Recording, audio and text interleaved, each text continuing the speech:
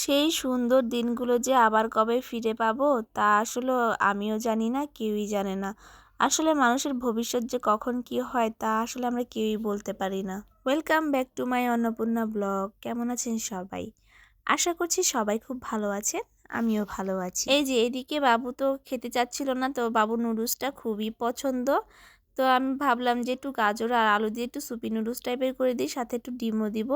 এতে বাবু খেতেও পছন্দ করবে, আবার কিনা পুষ্টির অভাবটাও পূরণ হয়ে যাবে। কিন্তু খুবই দুঃখের বিষয়, বাবুর জন্যই রান্না করেছি আর বাবুই খেতে পারলো না। কারণ এখানে মরিচ দিয়েছিলাম, ভেবেছিলাম একটু ঝাল ঝাল লাগলে বাবু খেতে খুবই ভালো লাগবে। আরেকদিন রান্না করে দিয়েছিলাম, তো বাবুর কাছে ভালো লেগেছে।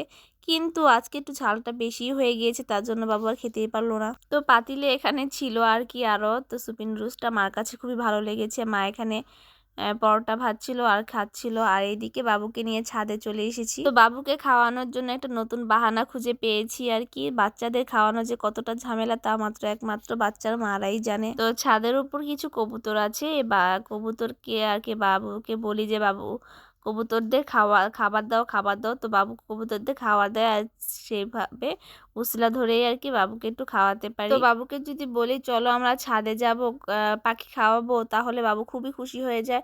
তার জন্য সকালে নাস্তা টাস্তা করে মা, আমি আর বাবু সবাই মিলে ছাদে চলে এসেছি। যেহেতু বাহিরে বেশি নেওয়া হয় না, বাচ্চাদের একটু বাহিরে নেওয়া উচিত, তার জন্য ছাদেই নিয়ে আসি।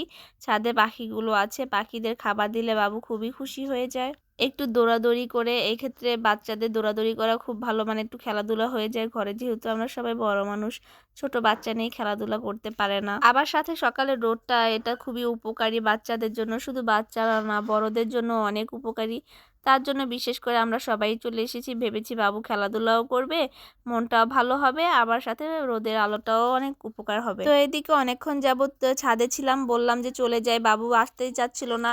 তো বাবুকে আমি নিতে চাচ্ছিলাম, বাবু উল্টো আমাকে চুমু দিয়ে দিচ্ছে, টাটা দিয়ে দিচ্ছে। তো বাবুকে আবার ছাদে নিয়ে এসেছি, ভাবলাম গোসল করে দিয়ে আজকে আজকে যেহেতু পর্যাপ্ত পরিমাণে রোদ উঠেছে, কাল যদি আবার রোদ না ওঠে বলা যায় না, ঠান্ডার সময় এরকমই তো ওয়েদার থাকে। তো আজকে গোসল করিয়ে দিয়ে ভাবছি কালকে যদি আবার নাও করাতে পারি, যদি শৈত্যপ্রবাহ পড়ে যায় তাহলে তো সমস্যা হয়ে যাবে। এদিকে আবার বাবুকে গোসল করিয়ে নিচে নেমে চলে এসেছি, আজকে বিরিয়ানি রান্না করব।